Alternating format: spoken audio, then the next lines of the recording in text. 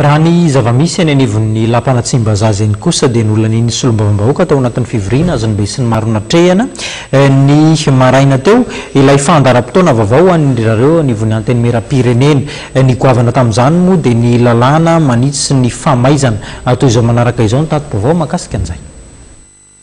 Mangataka ny sy ny fivoriana tsy ara-potoana ny député ifarana ny voalohan'ny volana jolay ho avy izao ny fivoriana ara-potoana ary tsy manana afa-tsy eo amin'ny 12 andro sisa izy ireo. Betsaka nefa ny volavolan-dalàna avy amin'ny gouvernement no tonga eo anivon'ny antenimera-pirenena. Anisan'ny lalàna goavana tonga eny amin'ny lampanatsimba zaza, ny lalàna manitsy ny lalàna famaizana na ny code de la procédure pénale, ny lalàna iadina amin'ny kolikoly ary ny lalàna mametraka ny rafitra iadina amin'ny kolikoly pôle corruption. Eo ihany koa ny volavolan-dalàna momba ny fampihavana pirenena. Ankoatr'ireo, tolo-dalàna efatra avy amin'ny solombavambahoaka no andrasana fankatoavana raha ny zava-misy telin'ivon'ny antenimera-pirenena androany nitondra fantsina ny fandaram-potoana naroso ny branc-maharitra sy ny commissionna ny député. Programme zany isika ny zoma zany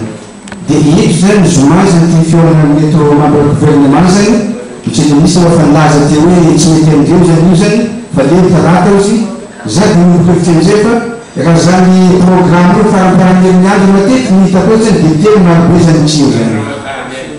fa aleo zany any début de semaine zany ovan'azy satria samy andrendra io zany député rehetrarehetra zany fiorana gouvernement zany fa raha atao farany herinandro zany zoma zany tsy io mety mahazo atsy nefa tsy azo atsapy examen zany ka mipetro misy hoe aleo atao amin'ny début de semaine atoa misaka procédure code pénal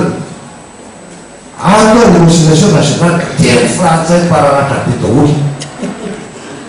tsy mba mety hoe avelona ty oa dia ataveloko taminareo misy anaty taratasy any ambanivohitra amin'ny teny frantsay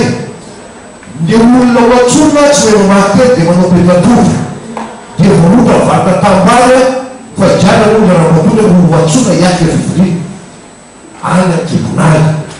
aloha ny moaverina tena izy tsy na mampatao tsy amerina ny teny malagasy no teny malagasy zay satria ty réconciliation io nakatany fotoana hoe ty réconciliation nationale ty tsy maintsy hoentinay na district io.